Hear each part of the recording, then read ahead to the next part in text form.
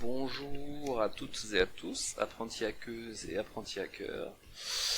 Alors, pour ce mois-ci, nous sommes en mai, hein, en plus un mois de mai avec beaucoup de ponts, donc ça c'est cool.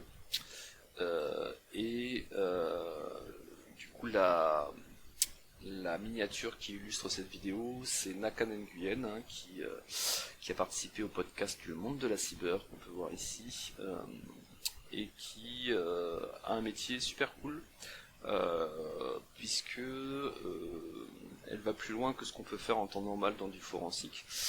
Je m'explique, hein, quand on est dans un SOC niveau 3 par exemple, ou quand on fait du forensique dans le privé, comme je peux le faire suite à des réponses à incidents, le truc qui est assez frustrant, c'est que au bout d'un moment on est obligé de s'arrêter, dans le sens où quand on fait l'investigation et que déjà que c'est une vraie attaque, ce qui est quand même relativement souvent le cas quand on va jusqu'au forensique, et que donc quand on creuse cette vraie attaque, du coup on fait de la reconnaissance, hein, sur l'infrastructure utilisée par le groupe attaquant, et en général on va pas beaucoup plus loin, quoi. Dans le rapport on dit bah voilà, ils ont réussi à rentrer en faisant ça, point barre.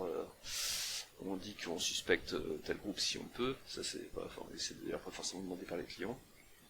Mais ça s'arrête là. Et ben Nakan Nguyen, elle, vu qu'elle travaille pour le ministère de l'Intérieur, et ben elle va plus loin, elle va jusque ce qu'on appelle le takedown. Donc takedown, c'est quand on coupe l'infrastructure utilisée par le groupe attaquant. Et donc tout ça c'est des choses qui sont faites de manière coordonnée. Et d'ailleurs, si vous voulez en savoir plus, le mieux, c'est d'écouter le podcast, hein, elle le raconte mieux que moi. Mais du coup, voilà, ça permet d'aller plus loin sur une investigation numérique, et c'est plutôt cool. Et du coup, pour ce mois-ci, j'ai choisi donc un Sherlock, hein, on va parler forensique, et un Sherlock de Hack the Box qui a le titre parfait, puisqu'il s'appelle Takedown. Par contre, on va voir qu'il est pas si parfait que ça, mais il reste intéressant. Et puis en plus, comme vous pouvez le voir, il est bien retired, et pourtant, il n'y a pas de write-up available officiel sur ce Sherlock. Du coup, j'imagine qu'il y en a des officieux, j'avoue que j'ai pas creusé le sujet, mais du coup, au moins, j'apporte ma brique en ajoutant un write-up pour ce Sherlock, en plus un write-up en français et en vidéo. Ceci étant dit, avant d'entamer ce Sherlock Takedown Wake Up la Justice, on va faire comme chaque mois une minute frime. Donc la minute frime, comme depuis quelques mois, c'est sur deux petits sujets. Le premier petit sujet, c'est un mini prolab Hack the Box que j'ai fini, qui s'appelle Unintended, qui est pas mal, qui est pas mal dans le sens où il n'y a rien de très extraordinaire, hein, c'est plutôt des choses assez classiques dedans, mais par contre il y a plein de petits tips intéressants que moi je connaissais pas et que j'ai appris en faisant ce mini prolab, donc je le recommande. Il y a quand même pas mal de petites choses intéressantes à en retirer. Et la seconde partie de la minute frime sur Witchal, hein, le fameux site qui agrège les scores des sites de hacking, de challenge de hacking, type Routine Hack the Box et compagnie. Donc pas de changement au niveau de mon classement, je suis 8ème et je vais y rester un moment a priori, puisque il y a beaucoup d'écart entre moi et Kaezoom qui est en 7ème position. Mais par contre j'ai eu un message ce mois-ci de Raya Seiren, donc premier hacker coréen et 4ème mondial, qui m'a envoyé un petit message pour me féliciter sur mon il a formulé ça comment, il a dit sur mon graphe vétéran like. Donc j'imagine que ce qu'il voulait dire c'est que je suis un peu plus âgé que lui, hein, puisque moi j'ai la quarantaine et lui plus dans la trentaine. Mais du coup ça fait quand même plaisir de recevoir un petit compliment de la part du 4ème mondial coréen donc. Et du coup le mois dernier j'avais parlé des Seedmasters et j'avais oublié de montrer où c'était, donc c'est ici, hein, tout bêtement il y a un bouton Seedmasters. Donc Seedmasters, comme on le voit, c'est quand on a complété l'intégralité des challenges d'un site. Il n'y en a pas tant que ça qui sont accessibles, c'est pour ça que c'est relativement les mêmes qu'on voit ici, hein. Et donc je suis Seedmasters de Suninatas notamment. Et Suninatas c'est un site coréen donc qui ressemble pas à grand chose si on va dessus, ça ressemble à ça. Mais du coup l'avantage c'est que les challenges sont, on peut réussir à tous les finir sans trop de soucis, donc ça permet d'être site masters d'un site de challenge de hacking coréen. Voilà pour la minute frime. Et on va passer à la minute résistance. Ce mois-ci, je vais encore malheureusement reparler de Microsoft, qui est un sujet que je n'arrive pas à comprendre. J'arrive pas à comprendre comment plus de 90% de mes clients font confiance au cloud Microsoft, alors que tous les gens qui ont creusé sous le capot disent que c'est de la merde. Donc là, il y a encore un nouvel expert fédéral américain qui a audité le cloud Microsoft et qui dit que c'est une pile of shit en anglais. Après, il a quand même été approuvé, donc là-dessus je vais pas faire la morale aux Américains, puisque en France on a le souci aussi de soit d'approuver des choses qui sont pas si ouf, soit de pas auditer. Le truc d'actualité, c'est plutôt le fait qu'on n'audite pas assez certaines parties de sites sensibles. Je pense notamment à la NTS, évidemment, qui s'est fait hacker par un ado de 15 ans. Et n'hésitez pas à lire l'article du Canard enchaîné sur, c'est vrai que je l'ai pas mis là, j'aurais pu le mettre, qui est sorti cette semaine, sur le fait que le directeur de l'ANSSI est sur la sellette suite à ces problèmes de hacking de sites gouvernementaux. Ok, pour la minute résistance, passons au Sherlock Takedown. Donc je reviens sur Sherlock Takedown. Donc pour les nouvelles et les nouveaux, ça se présente comment un Sherlock sur Xbox. On télécharge un fichier, une archive qui a un mot de passe, donc c'est une archive compressée et chiffrée. Elle est ici. Quand on la décompresse, donc on rentre le mot de passe qui est fourni, et on obtient sur ce Sherlock un simple fichier PCAP. Donc au moins il n'y a pas 30 000 fichiers. J'ouvre le PCAP, la capture de flux réseau, et ressemble à ça. Et j'entame les questions. Alors première question, from what domain is the VBS script downloaded? Donc la première chose qui fait que je trouve que c'est pas super bien conçu, c'est que j'ai oublié de dire le scénario, pardon. Le scénario c'est oui, alors on dit déjà on sait pas qui c'est oui, mais j'imagine que c'est le SOC. Donc le SOC a identifié des patterns non habituels d'activité réseau, indiquant une possible faille de sécurité. L'équipe du SOC, donc j'imagine, suspecte une intrusion dans le système, une compromission potentielle de données sensibles. Le but est donc d'investiguer ce qui s'est passé. Donc scénario très classique, mais justement tellement classique que du coup on comprend pas trop, peut-être un peu trop généraliste, et on comprend pas trop pourquoi il nous parle directement de VPS alors que est-ce que c'est un utilisateur qui a remonté, qu'il a cliqué sur un script de VPS, est-ce que c'est des outils du SOC qui ont monté l'identification d'un script de VPS. Enfin bon, en tout cas effectivement c'est pas si grave dans le sens où quand on ouvre la PCAP on comprend tout de suite que le script VPS il est là, puisqu'il apparaît dès l'ouverture du fichier. Et ça c'est donc c'est pas très réaliste puisqu'il y a très peu de bruit, et ça par contre l'avantage de rendre le Sherlock facile effectivement, puisque comme il y a peu de bruit on va vite identifier les flux intéressants pour faire cette investigation numérique. Et j'en profite aussi pour rappeler ce que c'est le VBS, puisque ça commence à être de moins en moins utilisé. VBS, c'est déjà un acronyme qui signifie Visual Basic Scripting, et donc c'est un sous-ensemble du Visual Basic utilisé en tant que langage de script d'usage général. Donc c'était beaucoup utilisé dans le monde Microsoft pour faire donc, des tâches générales, des petites opérations qui sont plus aujourd'hui réalisées en PowerShell a pris l'ascendant sur le VBS. Bref, donc si on regarde un peu avant de foncer sur la question, et si on était en mode réaliste d'investigation, on regarderait d'abord un peu les différents protocoles de cette capture réseau. Donc on verrait qu'il y a du DNS, du SMB et du HTTP, principalement trois choses qui ressortent. Et donc effectivement, on voit que dans le SMB, il y a un VBS qui pop, Donc si je filtre sur ce flux SMB, on voit que le VPS a été récupéré sur un partage sur un domaine qui s'appelle esquiulademarina.com et ça répond donc à la question 1, le domaine sur lequel a été téléchargé ce script VPS est Esquio della Marina. Seconde question, si ça veut bien me donner la main, quelle est l'adresse IP associée au domaine en question? Donc, bah là c'est super facile, il suffit de reprendre le même paquet par exemple, et de voir que donc en source on a une IP privée qui semble être donc la machine compromise, et en face on a une adresse IP publique 165.22.16.55 depuis laquelle a été téléchargé ce script VPS. Donc on a la réponse à la question 2.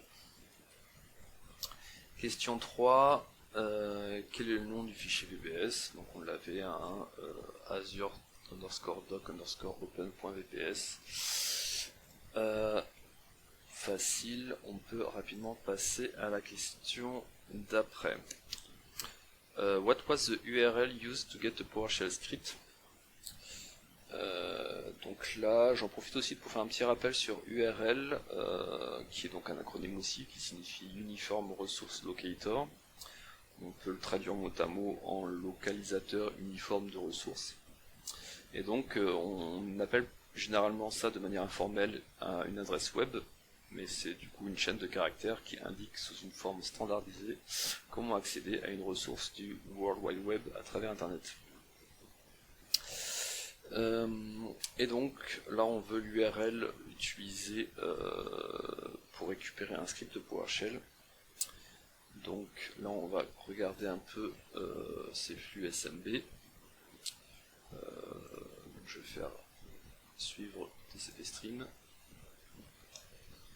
Donc là il n'y a rien de compréhensible. Si je regarde le flux TCP suivant, on tombe directement sur un flux intéressant, puisque là on a du PowerShell qui est exécuté vers un hostname. Et la question c'était, si je reviens dessus, quelle est l'URL utilisée pour récupérer un script PowerShell. Et donc là, quand on regarde la ligne PowerShell, on voit que globalement, donc ça va dans un répertoire et ça fait un invoke web request sur ce site. Ça l'écrit dans AutoK. Et ensuite, ça récupère un deuxième que c'est écrit dans script AHK. Un troisième qui est écrit dans test.txt. Ça démarre AutoK. Et ça change les droits. Et voilà. Et du coup, quelle est l'URL utilisée? Bah, on l'a dans la requête là. Donc on voit que le nom de domaine c'est bat.perfect.com et donc l'URL où ce script est récupéré c'est nrwncpwo. Je sais pas si on peut dire que c'est un script ou si c'est juste une suite de commandes PowerShell, mais bon, en tout cas, ça répond à la question 4. Tâche 5. Quel binaire probablement légitime a été téléchargé sur la machine de la victime? Donc bah là, sans surprise, il suffit de regarder la commande. On voit qu'il y a un binaire qui s'appelle autok.exe qui a été téléchargé. Donc, si on est en mode CTF, bon, on prend l'exé, on colle, ça marche, on est content. Si on est en mode réel, bon, on peut pas valider si l'autocode c'est vraiment un truc légitime ou pas. Et du coup, dans ce cas-là, ce qu'on va faire, c'est que on va télécharger l'objet dans le flux SMB.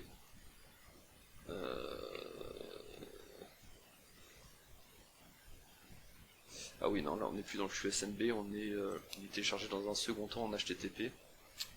Puisque là, du coup, c'est une requête HTTP. On les voit ici, la requête HTTP. Ça doit être du coup la première d'ailleurs, si je prends suivre flux HTTP. Et oui, c'est ça.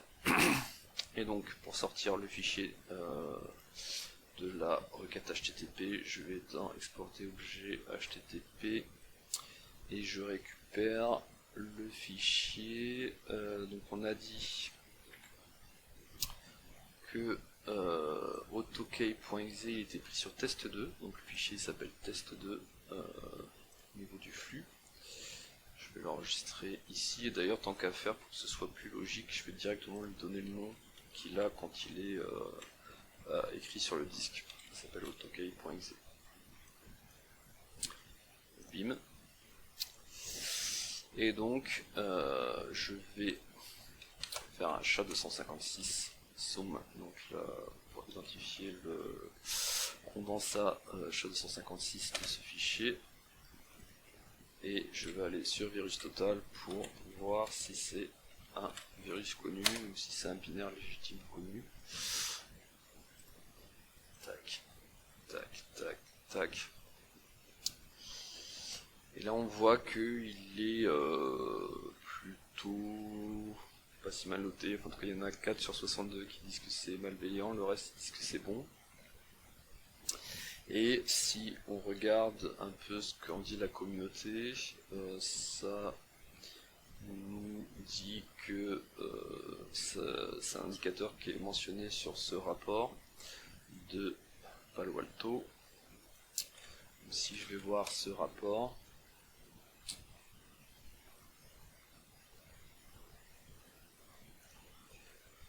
et que je cherche donc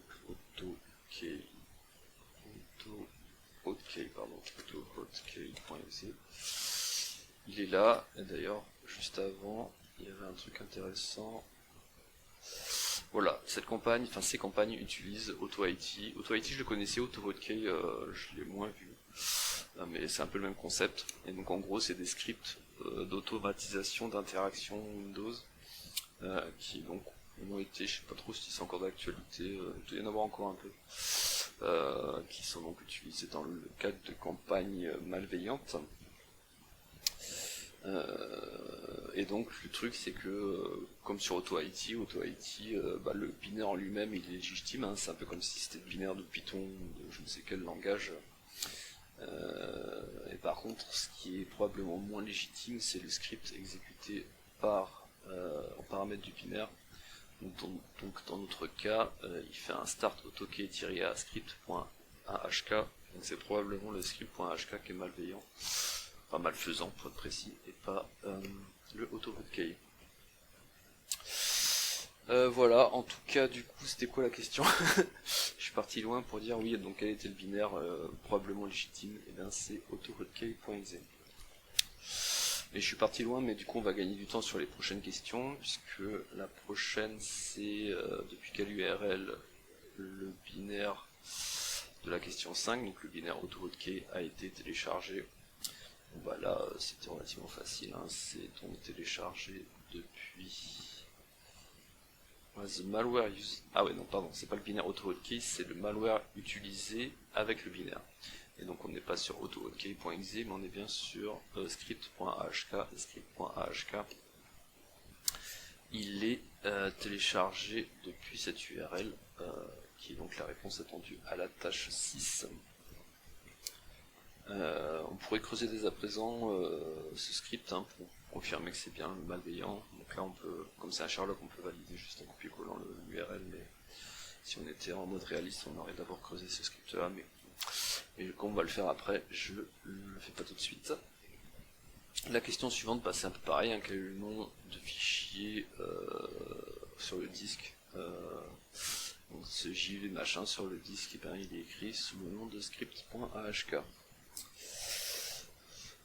On arrive à la tâche 8 qui demande quel est le TLSH de ce malware. Alors TLSH c'est pas super connu, c'est Trend Micro Locality Sensitive Hashing, ça c'est l'acronyme, et donc c'est un format d'algorithme de hash, de hacher si on veut, conçu pour rapidement et efficacement trouver des fichiers similaires, même si on modifie un peu les fichiers. Donc il y a pas mal de, il y a plusieurs compagnies d'antivirus qui se sont un peu lancées sur ce créneau. Du coup condensa qui identifie, on va dire, un ensemble de fichiers plutôt que juste un fichier unique, puisque c'est tellement facile de modifier juste un byte, juste un octet d'un fichier exécutable. Voilà, donc Trend Micro, eux, leur format c'est TLSH, et là la question c'est quel est le TLSH du malware en question, donc le malware est script.hk. Donc pour cela, il faut installer TLSH Tool si c'est pas déjà fait, c'est pas natif sur Kali. Et là, si vous l'avez fait, eh bien vous avez donc une commande qui s'appelle TLSH. Mais bon, c'est pas sur AutoHotkey qu'on va la faire, on va le faire sur script.ahk. Il faut d'abord que je récupère le script.ahk. Donc je reviens sur exporter objet HTTP. Script.ahk, on a dit que c'était JVTO et du truc, celui-là. Enregistré, comme tout à l'heure, pour être logique, je l'enregistre sous le nom qu'il a sur le disque. Et donc là, je vais bien l'avoir dans le répertoire et je vais pouvoir faire donc le TLSH -f script ahk. Et voilà, et ça me fournit donc le condensat TLSH de ce malware, de ce logiciel malveillant, même si j'aime pas trop la traduction française. Voilà, ensuite la tâche 9, quel est le nom de cette pièce de malware, nom utilisé par McAfee, Icarus et Alejandro.Sanchez. Du coup, comme tout à l'heure pour AutoHotkey, je vais regarder le H256, mais ce coup-ci de script.hk. Ça, je vais le faire sur VirusTotal. Donc là, il n'y a pas de doute, enfin il y a moins de doute. On tourne à la moitié des antivirus le détecte. Et donc, on cherche le nom du virus pour, on a dit McAfee, Icarus, Elcarus, je ne connais même pas celui-là. C'est un des antivirus. C'est ça. Icarus, c'est un des 60 antivirus qui sont présents sur VirusTotal. Et donc, lui, puisque chaque compagnie antivirus a un nom différent pour les virus, c'est pour ça que l'auteur de la question est obligé de préciser de quelle compagnie antivirus on parle. Et donc, Icarus nomme ce virus Trojan Auto IT Darkgate. Et donc, Darkgate est la réponse attendue à la tâche 9. Tâche 10, quelle est la chaîne user agent de la machine infectée. Donc là on va un peu plus loin sur les communications. Donc en gros on avait la HTTP au début pour récupérer les binaires et après on voit qu'il n'y a que des postes donc de la machine infectée vers une IP qu'on ne connaît pas, qui est donc sans le C2. Et si j'en prends un au pif et que je regarde le flux HTTP, on voit que la machine infectée discute avec bad.perfect.com avec un user agent qui est ici.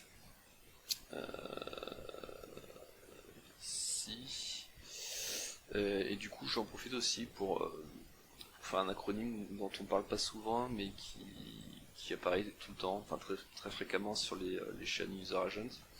C'est Windows NT. Windows NT avec une version derrière. NT c'est l'acronyme de New Technology. Ce qui me fait beaucoup rire du coup, puisque ça veut dire que cette technologie des années 90, elle s'appelle Nouvelle Technologie en 2026. Donc ça c'est l'erreur de débutant qu'on revoit souvent sur les personnes qui créent des répertoires new et qui mettent des choses dedans, et puis le répertoire new il reste appelé comme ça pendant 10 ans. Voilà, donc pour être précis, donc Windows NT c'est la série de systèmes d'exploitation multitâches préemptifs, multi-utilisateurs, multiprocesseurs créés par Microsoft et ne reposant pas sur le système historique MS-DOS Microsoft. Et ça a été créé dans la seconde partie des années 90. Voilà pour la petite minute historique sur Windows NT. Donc ici c'est Windows NT 10 dans la chaîne. De toute façon la réponse à la question c'est la chaîne globale. Je copie-colle pour confirmer que c'est bien celle-ci qui permet de répondre à la tâche 10. Tâche 11. Tâche 11. To what IP does the RAT from the previous question connect? Donc là en gros c'est l'adresse du site où. Ça va être super fastoche. Par contre, RAT, c'est un acronyme qui a une double signification. Ça peut être soit Remote Access Tool, si c'est quelqu'un de la Blue Team qui l'utilise, soit Remote Access Trojan, si c'est quelqu'un de pas gentil qui l'utilise. Donc, comme souvent, la différence entre du malveillant et du bienveillant, c'est pas toujours simple, puisque on peut utiliser un outil pour le bien ou pour le mal. Voilà, donc l'avantage de cet acronyme c'est qu'il fonctionne avec les deux. Et la réponse à la question, c'est 103 machin, on l'avait, c'est le fameux site où qu'on a identifié sur le requête post.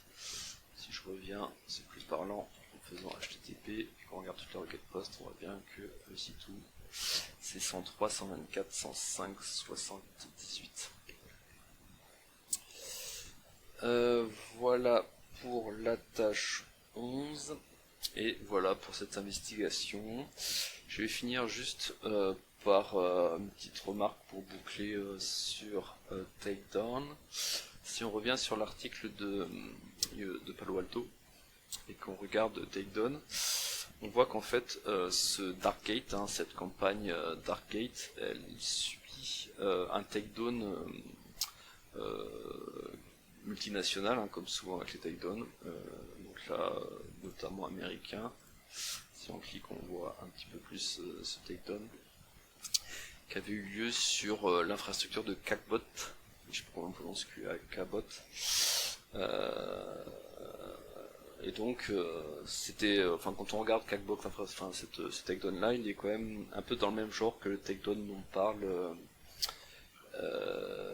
Nakan dans l'épisode du podcast que j'ai cité au début de la vidéo. Donc ça permet de boucler la boucle. Voilà, n'hésitez pas à laisser des commentaires et je vous dis à la fois prochaine pour faire un pas de plus vers le niveau hacking de Lisbeth Salander.